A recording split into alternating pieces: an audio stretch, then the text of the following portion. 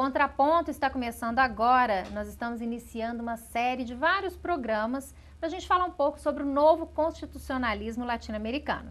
É um tema que tem sido discutido, tem se falado tanto sobre esse novo constitucionalismo e a gente vai discutir um pouco aqui. No contraponto, o que significa, o que é esse novo constitucionalismo e quais são os movimentos envolvidos, quais são os temas de destaque desse novo constitucionalismo latino-americano. Bom, eu vou dividir aqui o programa com o professor Zé Luiz, né? Nós vamos aqui falar sobre essas questões envolvidas e acho que a gente pode começar, Zé Luiz, esclarecendo para o nosso telespectador o que é esse novo constitucionalismo latino-americano. Ele é novo desde quando, né? Começou quando isso aí? Pois acho que é muito comum a gente encontrar sempre expressões de neo isso, neo aquilo, novo isso, tudo é novo, né? E na verdade não é novo coisa nenhuma. Mas eu acredito, sinceramente, e quanto mais eu tenho estudado, a gente tem estudado, né, o novo constitucionalismo, mais eu vejo que significa mesmo uma ruptura com a modernidade, com a teoria da Constituição, com a teoria do Estado, com a teoria do direito moderno. Então nós estamos falando aqui de algo que é efetivamente novo, que trata de uma ruptura com uma construção de 500 anos. Eu acho que tem um aspecto novo nesse movimento também, Zé Luiz, que deve ser ressaltado, é que ele é latino-americano. Sim, sim. Né? Porque a gente sempre considera como movimentos vanguardistas aquilo que vem da Europa, dos Estados Unidos, e de repente, assim, existe alguma coisa que está ganhando projeção internacional que parte da América Latina. Né? Isso é muito importante. E eu acho que aí é importante dar essa notícia, né, para o nosso telespectador, que essa grande novidade vem especialmente de duas constituições mais recentes, né, que é a Constituição do Equador e a Constituição da Bolívia, Equador 2008 e Bolívia 2009, que marcam essa ruptura com essa teoria da Constituição moderna e começa a abrir espaço para a construção de algo que é efetivamente completamente novo. E eu acho que aí o primeiro problema que a gente precisa discutir e alertar as pessoas é de que o primeiro grande equívoco que pode acontecer é tentar enxergar essas novas constituições, especialmente da Bolívia e do Equador, com os olhos da teoria da Constituição moderna europeia. Né? Isso vai ser um equívoco e não vai permitir que a pessoa enxergue o que efetivamente existe ali de ruptura e de novo nesse constitucionalismo. Claro. Eu acho que a gente pode aprofundar um pouco nisso, Zé Luiz, mas antes é importante também tratar com o nosso telespectador do problema dos marcos cronológicos, né? Existe divergência, por exemplo, quanto ao momento, a data desse início de um constitucionalismo latino-americano revolucionário, transformador. Né? Há quem remeta à Constituição da Colômbia, há quem remeta à Constituição do Brasil, de 1988. Acho que menos importante do que atribuir um dia de aniversário para esse novo constitucionalismo latino-americano é a gente entender quais são as rupturas que ela efetivamente proporciona. E é claro que esses momentos de ruptura, eles não acontecem da noite para o dia. Então, talvez a gente possa efetivamente remeter ao processo constituinte de 1988 como um processo que, ainda que não seja de uma ruptura radical, mas que ele dá início a um processo de participação popular, de envolvimento e uma nova forma de ver o constitucionalismo, né? E que contribui e inspira depois a Constituição da Colômbia e que aí depois vem efetivamente a ruptura, na minha visão, é claro que existem divergências quanto a isso, né? Com as constituições da Bolívia e do Equador, porque elas rompem com a leitura que mesmo a Constituição de 88 do Brasil e a Constituição da Colômbia adotaram do constitucionalismo tradicional. Né? E que essas outras duas, o que elas têm de marcante, na minha opinião, é que elas propõem um outro direito. Eu acho que aí, primeiro, trabalhar essa ideia de ruptura. Né? Nenhuma ruptura é uma ruptura absoluta. Né? A gente pode dizer que o presente está impregnado de passado, assim como o futuro vai estar impregnado do presente. Então, eu acho que, guardando isso, a Constituição do Brasil de 1988, né, ela já começa a apresentar algumas coisas novas. Né? E entre uma das coisas mais marcantes do novo constitucionalismo é o reconhecimento do direito à diversidade, para além do direito à diferença. Né? E ali a gente começa, já na Constituição de 1988, por exemplo, encontrar alguns dispositivos importantes sobre o reconhecimento do direito dos povos originários, dos povos indígenas, né? Um artigo a respeito dos povos quilombolas. Então são como fossem pequenas infiltrações do novo que aparece dentro de uma estrutura constitucional que ainda é moderna. Quando a gente fala que ainda é moderna, ou seja, é o constitucionalismo europeu a partir do século XVII, com a Revolução Inglesa, século XVIII, com as revoluções burguesas da França, dos Estados Unidos. Então, quer dizer, você tem uma estrutura ainda de um constitucionalismo moderno, tipo europeu, mas com infiltrações que anunciam o novo na Constituição de 88, que principalmente no reconhecimento desse direito à diversidade. Bom, tem duas coisas aqui que eu quero chamar a atenção. Primeiro, quando a gente fala sobre a influência europeia, aquilo que vem da Europa, e a gente sempre coloca os Estados Unidos no meio, né? Acho que essa referência é importante porque, por exemplo, o Immanuel Wallenstein, né, trata no livro dele que chama O Universalismo Europeu, ele faz essa ressalva, ele fala: estou tratando do que eu chamo de universalismo europeu, mas quero ressaltar que considero no mesmo bloco o modelo estadunidense, porque ele é uma continuidade. É o modelo que se torna hegemônico também, é o modelo assim como hegemônico. a Europa foi então, isso que a gente está chamando aqui, anos, isso que a gente está chamando aqui de europeu, considere-se, faça a leitura de Europa, e não é qualquer Europa, mas é o norte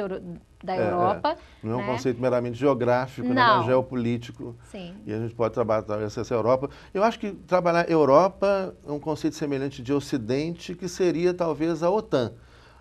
Hoje. O que é? Europa Ocidental, embora a OTAN tenha recebido alguns países da Europa do Leste, mas a Europa Ocidental e Canadá e Estados Unidos. Bom, vou aproveitar que você falou de Europa Ocidental, mas para tratar de duas questões aqui. Primeiro, da diversidade, que você mencionou no comentário anterior, e que é importante que o nosso telespectador fique atento a isso. Quando a gente fala em novo constitucionalismo latino-americano, é da tradição do direito discutir a questão da igualdade, né? Porque talvez seja uma referência que as pessoas tenham sobre o papel do direito, de promover a igualdade. Mas a experiência do direito é de que igualar pode ser injusto. Então, nós passamos para uma outra etapa dessa perspectiva de reconhecimento do outro, que foi a do direito à diferença, que era o direito de ser diferente, como também pressuposto um requisito da justiça. Essas constituições, elas estão para além da igualdade, diferença, dessas conquistas, que são conquistas também importantes, que é o direito a ser diverso. Porque ele não parte da referência de um normal ou um correto ou o bom. Porque quando a gente fala no igual, a gente está tendo como referência alguém que é quem tem a meta a ser atingida. O diferente é a mesma coisa. Diferente de quê? Diferente daquele que é o padrão. Que o Estado continua estabelecendo como sendo o padrão hegemônico, o padrão do bom, do melhor, Isso. Né? A perspectiva da diversidade, do diverso, que é a perspectiva do novo constitucionalismo latino-americano, é a da pluralidade. Não há mais um padrão hegemônico. É de não haver o padrão. Não haver o padrão. Dessa se a gente pensar plural. em termos de igualdade, nesse discurso, porque a gente pode falar em igualdade econômica, né, igualdade matemática, igualdade perante a lei, né, igualdade jurídica, mas é importante reparar que no direito moderno, essa igualdade, né, o direito constitucional moderno, a partir das revoluções burguesas, né, essa igualdade sempre foi garantida para os igualados, para aqueles que foram homogeneizados, normalizados, uniformizados. Né. Só um exemplo importante, o Código Civil brasileiro, né, que vigiu até 2002, né, em 2003 entra em vigor um novo Código Civil. Aquele Código Civil que ficou em vigor até 2002, ele trazia, por exemplo, ele subalternizava a mulher. Ou seja, a mulher era legalmente, segundo o Código Civil, inferior ao homem, assim como também o indígena. Então, você fala, igualdade, mas que igualdade é essa? Né? Igualdade para os igualados. Então, eu acho muito importante, quando você coloca isso, essa questão do direito à diversidade, não há mais um padrão hegemônico. Né? Quando a gente fala direito à diferença, fica pensando assim, olha, agora você é diferentão, né? Você que pensa diferente, anda diferente, tem a cor diferente, o cabelo diferente, o nariz diferente, usa o piercing, tem a opção sexual diferente, etc. Alargador, eu peguei aqui na orelha porque eu pensei no alargador, né? Sujeito todo tatuado, com alargador. Você que é diferentão, esquisitão, né? Você agora tem direitos também, mas o padrão é aqui, ó, o padrão do bom está aqui estabelecido ainda, né, pela lei e pela Constituição, mas agora você é diferentão. né, porque tem uma escolha diferente, uma forma diferente, uma etnia diferente, você agora tem direito. Zé O direito à Luiz, diversidade não é isso. Eu não consigo acompanhar essas ideias. Eu estou sempre um pensamento atrás, porque eu ainda estava no leste europeu, então eu vou pular. Porque eu quero aproveitar esse seu comentário para a gente discutir um ponto que você trabalha muito no livro, que chama o Estado Plurinacional, é o Direito Internacional. O Estado Plurinacional como paradigma, o direito internacional, né? Só isso. O Estado Plurinacional e o direito internacional. Pronto. E eu quero aproveitar, assim, o seu trabalho da editora Juruá. Nesse livro, exatamente. A questão, porque você levantou nesse comentário, então eu vou colocar aqui no congelador a ideia do leste europeu, que eu quero tratar da Crimeia. Ah, sim. Mas ainda que pensando em termos de igualdade, diferença em diversidade, como existe essa referência do correto, do normal, ela está dentro de um padrão de racionalidade que é um padrão binário, né, que é típico da modernidade, que a gente coloca já na pauta a questão da modernidade como aquilo que se quer superar com esse novo pensamento. Não superar o direito à diferença, o direito à igualdade, pelo direito à diversidade, assim como também superar esse pensamento binário subalterno. Porque esse pensamento binário, que tem sempre como referência, né, uma oposição binária. Nós versus eles. Nós versus eles, dia, noite, bom, ruim, rico, pobre, homem, mulher. Né, ele reduz a uma simplificação da realidade que não condiz com a realidade, que é complexa, né? E o problema que eu quero levantar aqui, já vou passar essa bola para você, é a questão da subalternidade. Porque quando a gente estabelece uma racionalidade binária, existe sempre uma relação de oposição onde um é melhor e o outro é sempre inferior, subalternizado, né? Fala um pouquinho para a gente sobre isso, Zé Luiz. Pois é, eu acho que isso é um instrumento, esse é uma das principais rupturas do novo constitucionalismo. Né? E para a gente falar em ruptura, a gente tem que entender, olha, ruptura com o quê? Nós estamos falando, então, de uma ruptura com a modernidade, com esse sistema jurídico, com o Estado moderno, com o direito moderno, que começa a ser construído há uns 500 anos atrás. A gente utiliza como uma data de referência simbólica o ano de 1492, como início, o início do processo de construção dessa modernidade. O que aconteceu em 1492? Vamos falar para o nosso telespectador. Aí todo mundo sabe. Em 1492 a gente tem 3 episódios ali importantes. Né? Começa a invasão da América pelos europeus, depois que os europeus invadem a América, invadem a África, invadem a Oceania, invadem a Ásia, né? E constrói essa hegemonia europeia que já dura 500 anos e que hoje vai chegando ao final. E já fica a recomendação aí da leitura para o nosso telespectador do livro que chama 1492, do Henrique Dussel. Do Henrique Dussel, que é fantástico. Então esse é o primeiro, 1492, que eu chamei de invasão da América, é o que se chamava, assim, nos livros romanceados, de descobrimento da América, quando Cristóvão Colombo chega ali na América Central, no Caribe, e começa essa invasão, e esse genocídio, né? Só no século XVI, especulam alguns que teriam morrido cerca de 20 milhões de pessoas aqui na América, fruto dessa invasão, das doenças que o invasor europeu trouxe. Depois, o outro episódio é a expulsão do outro diferente, a expulsão dos muçulmanos e depois dos judeus da Península Ibérica. Em 1492 cai o reino de Granada, no sul da Espanha. E também, ainda em 1492, um terceiro evento muito interessante, né, e importante, que é a primeira gramática normativa, que é a gramática do castelhano. Quando, então, por meio da gramática, o Estado estabelece o sentido das palavras, estabelece como é a forma certa de falar, o que é um absurdo, esse é o correto, esse é o errado, né? O idioma é algo que pertence a todo mundo, e com isso começa a manipular, a condicionar a forma de pensar, a forma de ver o mundo. Nossa, então, quem tem o poder de dizer o significado das coisas tem muito poder. Tem muito poder. O significado das palavras, o senso comum, né? Que é o que a grande mídia faz diariamente. Né? Zé Luiz, o que significa colonizador, hein? Conta essa história para o nosso telespectador. Pois é, eu sempre conto essa história. Está aí um exemplo interessante, né, da questão de atribuir significados às palavras. Quando eu nasci, em 1962... não, Zé Luiz, você vai deixar essa história agora para o segundo bloco. Se você quiser saber então, o que significa colonizador...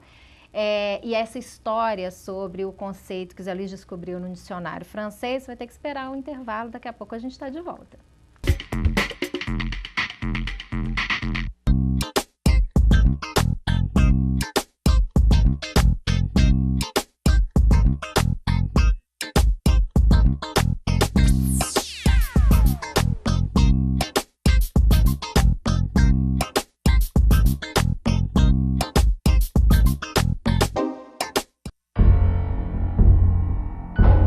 Você sabe o que ele faria se alguém o provocasse, xingando, ofendendo, chamando para a briga?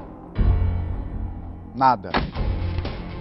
Minha vida vale mais do que qualquer briga ou discussão. No Brasil, milhares de pessoas são mortas por motivos fúteis. Conte até 10. A raiva passa, a vida fica. Paz. Essa é a atitude. Uma campanha do Conselho Nacional do Ministério Público e ENASP.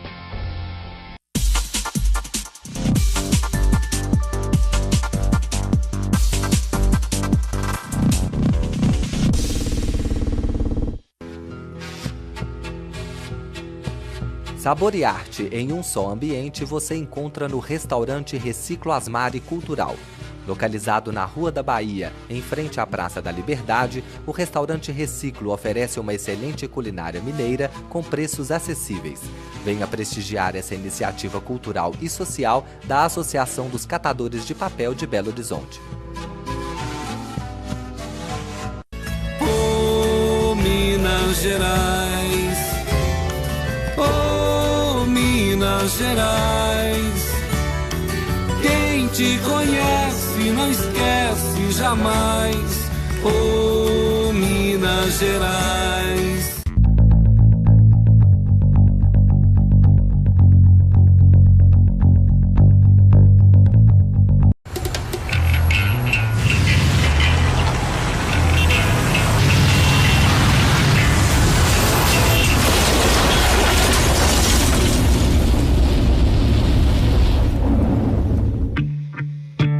Tempo de conserto na oficina, 5 dias. Tempo de recuperação, 5 anos. A vida é mais frágil sobre 2 rodas. Moto, é preciso saber usar, é preciso respeitar. Ministério das Cidades, Governo Federal. O Contraponto está agora iniciando o segundo bloco de uma série sobre o novo constitucionalismo latino-americano. A gente interrompeu o primeiro bloco onde a Luísa ia contar aqui um caso para a gente sobre o significado da palavra colonizador. Então, você que esperou aí para poder saber o que significa colonizador, vamos tentar descobrir agora. Pois é, aí eu estava contando, quando eu nasci, eu ganhei um amigo do meu pai, que era francês, ele me deu um dicionário francês. Isso foi em 1962, mas a edição do dicionário é de 1956, que é uma época de descolonização. A França vai enfrentar várias guerras coloniais, inclusive a Guerra da Argélia, né, no final da década de 1950, guerra brutal, como todas as outras guerras. E aí eu fui mexendo nesse dicionário, algum tempo atrás, eu fui olhar a palavra colonizateur, né? Quem que é o colonizador? O colonizateur. E está lá, povo civilizado que leva cultura, direito, civilização aos povos selvagens e bárbaros do planeta, etc. E é muito interessante isso, porque olha a forma como ver, como que uma criança francesa na década de 1950 aprendia, né, o sentido, o significado dessa palavra. É disso que a gente está falando. Quem tem o poder de atribuir sentido às coisas, às palavras, o senso comum, tem muito poder sobre as pessoas, né? E aqui já aparece uma outra questão, que é a perspectiva universalista do pensamento europeu, que é uma demonstração. Aliás, esse conceito de colonizador é uma evidência empírica dessa perspectiva universalista, né? O pensamento europeu, ocidental, né? O pensamento ali não da Europa completa, que a gente vai falar aqui sobre o leste europeu, mas do pensamento hegemônico de que a Europa é a única civilização que tem um pensamento que é universalizável. Então, na verdade, imagina uma criança que cresce aprendendo esse conceito, ela acha que está fazendo uma grande bondade, realizando uma missão civilizadora. É o que pensa um cidadão norte-americano, né, desinformado ou informado por aquela grande mídia que mais desinforma do que informa, que ele pensa, quando ele veste uma farda e vai lutar lá no Iraque, na cabeça de muitas dessas pessoas está de que ele está levando democracia, de que ele está levando civilização, essa mesma ideia. Que está assegurando e direitos depois, humanos. Quando chega lá e vê toda a barbárie da agressão ocidental, né, há 500 anos, ele vai começar a perceber que não é bem assim, né, e muitos voltam da guerra com sérios problemas, né, com sérios outros traumas. Não, né, Zé Luiz? Porque outros continuam acreditando nisso. Esse dispositivo, nós é um dispositivo... Porque é claro que quem desenvolve esse pensamento de que está levando o conhecimento que é realmente conhecimento superior da civilização e que é universal, ele vai sempre enxergar o outro como o subalterno, como inferior e que talvez mereça até ser eliminado. Isso. E aí, então a gente voltamos ao ponto do dispositivo Nós binário, eles. nós versus eles. Esse dispositivo faz parte, e obviamente que aqui não dá para a gente aprofundar nisso, é colocar ideias gerais, para depois o telespectador se aprofundar, visitar o blog, ler esses livros que a gente vai sugerindo. Fala para o nosso telespectador qual é esse blog. O blog é o meu blog, é o meu nome, é www.joseluizquadros.de tudo minúsculo, sem acento, Luiz com Z, .blogspot.com. E o telespectador pode procurar também na internet, pode fazer uma pesquisa sobre a Rede pelo Constitucionalismo Democrático, né, que é um movimento criado em torno desse novo constitucionalismo latino-americano, onde constitucionalistas de toda a América Latina, inclusive alguns constitucionalistas europeus, alguns constitucionalistas espanhóis, portugueses, que estão empenhados em conhecer esse novo, né? Ou seja, que aí vem aquela questão que o Zé Luiz falou aqui no primeiro bloco sobre não fazer uma leitura com as referências tradicionais, conservadoras. E é o que muita gente está fazendo, e essas pessoas perdem a oportunidade de conhecer algo que é efetivamente novo, né, que estava ocultado e que agora começa a ser desocultado e que representa uma ruptura com esses 500 anos de hegemonia europeia, de falso universalismo. Mas a gente tem que terminar essa ideia, pelo menos a notícia do nós versus eles. Né? Essa lógica binária subalterna, que acompanha a modernidade, ela é necessária para explicar, né, e para até justificar para o invasor, ou seja, o português, o espanhol, o inglês, o holandês, o francês, que invade, que chega aqui na América e que mata milhões de habitantes originários aqui, destrói civilizações, extingue culturas, né? Por que ele está fazendo isso? Por que eu estou chegando? O Frei Bartolomeu das Casas, ele conta no livro dele que os espanhóis, ele fazia fila de pessoas para ver quem conseguia arrancar, com um único golpe de espada, a cabeça do corpo. Né, de pessoas, né, que eles chamavam de índios, era todo mundo índio. Não, por que ele faz isso? Inclusive diziam na Europa que eles encontraram nas Américas seres muito parecidos com os humanos, que eram os povos indígenas. É justamente essa lógica da subalternidade. O outro é sempre inferior, o outro é perigoso, o outro é menos evoluído, o outro é selvagem, sem bárbaro, alma, infiel, sem alma. Nós, os civilizados, eles, os incivilizados. E essa lógica binária se reproduz em várias outras situações, né? Como, por exemplo, homem versus mulher. A modernidade também ela é que o contraponto já discutiu aqui em várias ocasiões. Mas eu até volto agora a uma referência do livro do Henrique Dussel, que é esse 1492, onde Henrique Dussel fala sobre a chegada dos europeus às Américas, que é um episódio interessantíssimo, né? Quando Cristóvão Colombo adapta a realidade, aquilo que ele tem acesso, ao que ele já conhece. Então, ele, na verdade, exato, que o que eu quero estabelecer aqui é uma diferença entre conhecer e reconhecer, né? Reconhecer aquilo que você conhece de novo. Agora, conhecer é aquilo que não faz parte do seu universo de referências e que você traz como um novo acesso, que é o que a gente está propondo com esse novo constitucionalismo. Né? Mas o que muitas pessoas têm feito é reconhecer nessas novas constituições velhos institutos.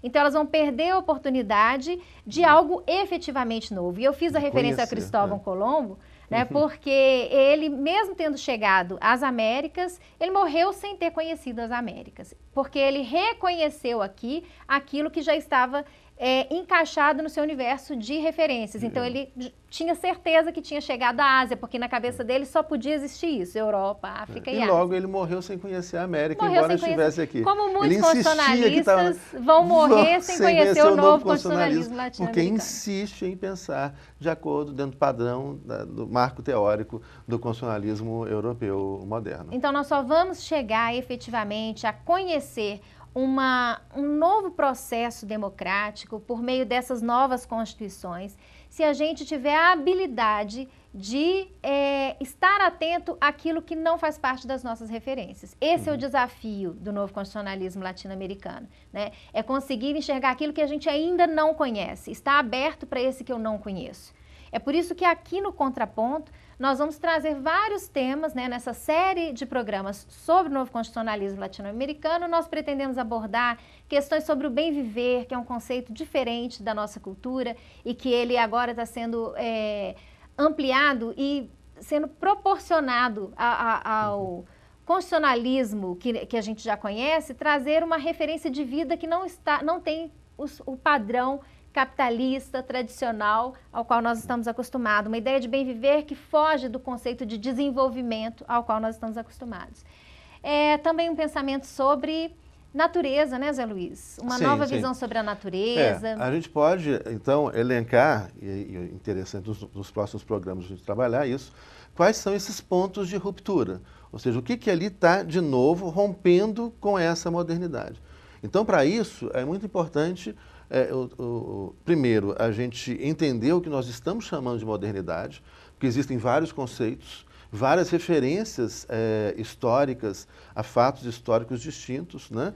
Para depois, então, entendendo o que a gente chama de modernidade, entender quais são, nessas constituições, especialmente da Bolívia e do Equador, os pontos de ruptura com esse constitucionalismo moderno. Bom, então nos próximos programas, você que acompanha aí o Contraponto, vai ouvir falar sobre Pachamama, sobre bem viver, sobre Estado plurinacional e mais uma série de temas novos que a gente vai trazer aqui para você. Agora, para a gente encerrar, eu prometi aqui que a gente ia falar sobre a Crimeia, né? É verdade. Isso merece um programa para explicar para o telespectador o que está acontecendo ali, né? Eu acho que a gente pode, pelo menos, dar notícia de que o mundo está em ebulição. As coisas, a gente quer algo novo, né? E lá na Crimeia, fala um pouquinho para a gente sobre essa experiência, do que eles estão considerando como a única revolução efetivamente legítima. Correta, né? Correta. Que coisa louca. Exatamente. Mas, mas... Professora Tatiana, falar sobre a Crimeia em pouco tempo, mas a Crimeia é o que se chama de um enclave, né? É uma região que pertenceu a todo mundo, já foi invadida por todo mundo. Se vocês olhem no Google, entra lá no Google e dá uma olhada. A Crimeia já foi invadida há 2000 anos que eles são invadidos e foram ocupados pelas mais diversas civilizações, etnias, etc. Mais recentemente, pela Rússia, o Império Russo, depois vem a União Soviética, que era do Império Russo. Então, a Crimeia passa a ser parte da Federação Russa. A Crimeia é da Federação Russa. E o Khrushchev, que foi líder do Partido Comunista no final da década de 50, né, o Khrushchev, ele dá de presente, não é bem assim, né, mas ele transfere a administração da Crimeia, que era uma região autônoma da República Federativa da Rússia, para a Ucrânia, no aniversário de 300 anos da união da Ucrânia com a Rússia. Então, a Crimeia, que era uma região autônoma da Federação Russa, passa a ser uma região autônoma da Ucrânia. Agora, a Ucrânia, ela é dividida. O oeste da Ucrânia, muito russo, que fala muito russo. E o leste da Ucrânia, mais ucranianos, tártaros, etc. E agora, a Europa Ocidental está querendo abocanhar esse espaço, que sempre foi um espaço de influência direta da Rússia. E daí vem toda essa confusão. O leste da Ucrânia quer a União Europeia, o oeste quer a Rússia, e a Crimeia, que era da Rússia, a Rússia agora invade militarmente, mas não invade, porque foram bem recebidos. Ela põe tropas para manter a Crimeia sobre a influência russa, assim como a maioria da população da Crimeia, que é russa, deseja. Mas isso aí é só um anúncio. O que tem de preocupante nessa situação é que é um movimento de extrema-direita na Crimeia. O separatista, da Ucrânia do leste, com apoio da União Europeia e dos Estados Unidos. Ali é extrema-direita, inclusive usando símbolos nazistas. Inclusive usando símbolos nazistas. Bom, essa notícia, né, ela, na verdade, é para contextualizar aquilo que a gente está querendo pensar como algo novo. O que a gente vê é uma insatisfação generalizada com um modelo hegemônico de política, de sociedade, de filosofia, de conhecimento. Conflitos étnicos, estranhamentos, né? Que está esgotado. Né? Então, a nossa alternativa é esse novo constitucionalismo e é nisso que a gente vem investindo para pensar uma nova democracia. O novo constitucionalismo, o Estado plurinacional, pode representar uma solução institucional para os problemas da Europa hoje, para os problemas da Ucrânia, por exemplo. Bom, isso a gente vai continuar discutindo então no próximo programa. Se você quiser saber um pouco mais sobre esse novo constitucionalismo, continue acompanhando aqui o Contraponto. Na semana que vem a gente tem mais uma discussão sobre esse tema. Continue conosco.